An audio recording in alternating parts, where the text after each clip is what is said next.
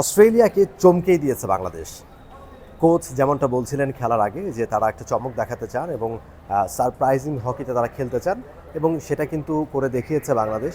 অনেকেই ভাবছিল যে অস্ট্রেলিয়ার সামনে বাংলাদেশ দাঁড়াতেই পারবে না। অস্ট্রেলিয়া খুবই স্পিডি হকি খেলে এবং তারা কিন্তু যেভাবে হকিটা খেলে আসছে গত কয়েক বছর, তারা যেভাবে ডমিনেট করছে, সেই জায়গায় বাংলাদেশ একেবারে পুচকে একটা দল হওয়ার কথা ছিল তাদের সামনে, কিন্তু সেভাবে বাংলাদেশের উপরে তাদের ডমিনেন্সটা অস্ট্রেলিয়া দেখাতে পারেনি।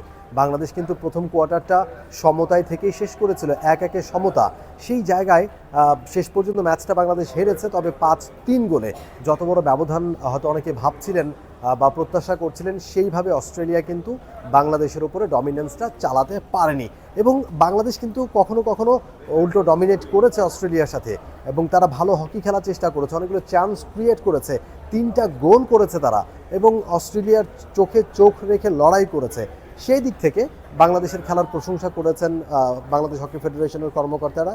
তারা বলেছেন যে আসলে যেভাবে বাংলাদেশ খেলেছে তারা আসলে প্রত্যাশা পূরণ করতে পেরেছে। তারা বলেছিল যে ভালো খেলার চেষ্টা করবে, বাংলাদেশের ছেলেরা ভালো হকিটা খেলার চেষ্টা করেছে এবং তারা প্রশংসা পাচ্ছে। যেভাবে ট্রেনিং দেওয়া হয়েছে, কোচ ওদের কাছে যা চাইছে ওরা ওটা পূরণ করতে পারছে।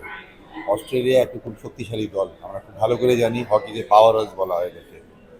এবং ছেলেরা যেভাবে খেলেছে এবং কথা অনুযায়ী খেলেছে, নিজের জায়গা নিয়ে খেলেছে এবং কোচদের ট্রেনিং এবং ইনস্ট্রাকশন অনুযায়ী খেলছে, এটার ফলাফল আপনারা সবাই দেখতে পাচ্ছেন। খেলায় হার জিত হবেই, সবচেয়ে বড় জিনিস হলো খেলাটা কেমন হয়েছে। আমি বিশ্বাস করি তারা এই খেলা যদি ধরে রাখতে পারে, ভবিষ্যতে আরও ভালো।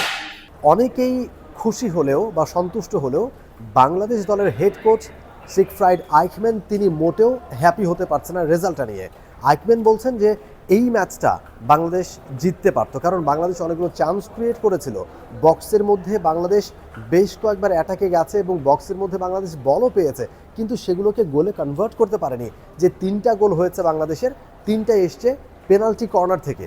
আমিরুল তিনি একাই 3টা গোল করেছেন এবং ওয়ার্ল্ড কাপে তার বাংলাদেশের হয়ে প্রথম হ্যাটট্রিক, বাংলাদেশের হয়ে প্রথম গোলটাই তিনি করেছেন, দারুণ পারফর্ম করেছেন। কিন্তু সিগফ্রাইড আইখম্যানের যেই অসন্তুষ্টির জায়গাটা, সেটা হচ্ছে যে বাংলাদেশ সুযোগ তৈরি করেছে, শুধুমাত্র পিসি থেকে বাংলাদেশ গোল আদায় করেছে, ফিল্ড গোল থেকে বাংলাদেশ গোল আদায় করে নিতে পারেনি। বক্সের মধ্যে বাংলাদেশ সুযোগ তৈরি করেছে, সেগুলোতে গোলে কনভার্ট করতে পারেনি এবং এছাড়াও বেশ কয়েকটা পেনাল্টি কর্নার বাংলাদেশ পেয়ে সেগুলোকে গোলে কনভার্ট করতে পারেনি। না হলে অস্ট্রেলিয়া বাংলাদেশের উপর সাথে যে ম্যাচটা জিতেছে 5-3 গোলে, সেই ম্যাচটা বাংলাদেশ ড্রও করতে পারতো এবং ইভেন বাংলাদেশ জিততেও পারতো। সুতরাং এই রেজাল্ট নিয়ে 5-3 ব্যবধানে অনেকে হয়তো 5-3 দেখলে অস্ট্রেলিয়ার সাথে বাংলাদেশ 5-3 গোলে হেরেছে, এটা দেখলে অনেকে হয়তো খুশি হয়ে যাবেন যে বাংলাদেশ হয়তো অবশ্যই ভালো খেলেছে, অবশ্যই বাংলাদেশ শেষ পর্যন্ত তারা চেষ্টা করেছে, লড়াই করেছে, কিন্তু সিগফ্রাইড আইখম্যানের পরিষ্কার কথা যে রেজাল্ট নিয়ে তিনি মোটেও হ্যাপি নন। কারণ তার দল আজকে যেভাবে খেলেছে, যে ওয়েতে খেলেছে, যেভাবে অস্ট্রেলিয়ার সাথে চোখে চোখ রেখে লড়াই করেছে, তাতে করে এই ম্যাচটায় বাংলাদেশ আরও ভালো করতে পারতো, বাংলাদেশ গোলটা আরও বাড়িয়ে নিতে পারতো। বিশেষ করে সেকেন্ড কোয়ার্টারে বাংলাদেশ খুব একটা ভালো খেলতে পারেনি, ওই কোয়ার্টারেই বাংলাদেশ গোলগুলো কনসিড করেছে এবং থার্ড কোয়ার্টারে বাংলাদেশ দুর্দান্ত খেলেছে, অনেকগুলো চান্স ক্রিয়েট করেছে।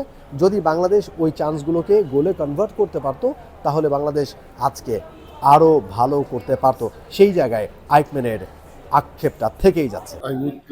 would have liked to draw or win, because I think we dominated the match. We were the better team in the match. By moments, Australia counter-attacked well, and they scored the goal because at that moment we were out of discipline, and that's also a quality, by the way, from Australia, and we don't have that quality. So optically, for it looks like we dominated, but on the other hand, they were more dangerous. We had many in the first quarter already. The first goal came out of nothing, should not have been a goal, but after that we had 5 opportunities in the D and no result. That's too much. So looking at that, uh, now after the match, I'm not so happy with the result. Before the match, I would have signed for this result. So that's the difficulty. But I think that the way we played gives confidence. It's actually like we played our practice matches too. We were in control. We did what we wanted. We were in our structure, in our game plan. Players did what they can do in their abilities. So I think it's a big step forward for Bangladesh hockey that we have a team who's able to play like this. বাংলাদেশকে back to back match খেলতে হচ্ছে। বাংলাদেশ আজকে যেই ম্যাচটা খেলেছে অস্ট্রেলিয়ার সাথে এবং আগামীকাল অর্থাৎ রোববার বাংলাদেশ সময় 6:30 অনুষ্ঠিত হবে সেই ম্যাচটা। তামিলনাড়ুতে এবারের জুনিয়র ওয়ার্ল্ড কাপ হকি অনুষ্ঠিত হচ্ছে। তামিলনাড়ুর চেন্নাইয়ের মেয়র রাধাকৃষ্ণন স্টেডিয়ামে অনুষ্ঠিত হচ্ছে এবারের ওয়ার্ল্ড কাপ এবং মাদুরাতে অনুষ্ঠিত হচ্ছে দুটা ভ্যানুতে। তবে বাংলাদেশের ভ্যানু গ্রুপ পর্বে 3 ম্যাচ অনুষ্ঠিত হচ্ছে চেন্নাইতে এবং বাংলাদেশকে ব্যাক টু ব্যাক ম্যাচ খেলতে হচ্ছে। বাংলাদেশের সেকেন্ড ম্যাচটা কোরিয়ার সাথে। কোরিয়া কিন্তু তাদের প্রথম ম্যাচটা হেরেছে 11-1 ব্যবধানে ফ্রান্সের সাথে।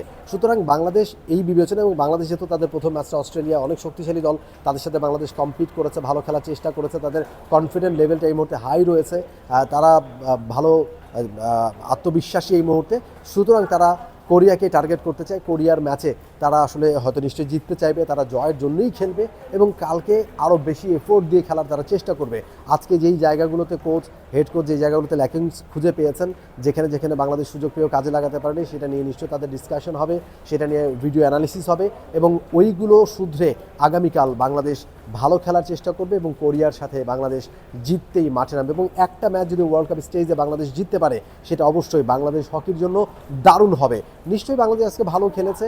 অস্ট্রেলিয়ার সাথে প্রশংসা ভাসছে যারা সাবেক হকি প্লেয়ার, যারা হকি কর্মকর্তা, প্রত্যেকেই সোশ্যাল মিডিয়া আমরা দেখেছি বাংলাদেশের প্রশংসা করছেন।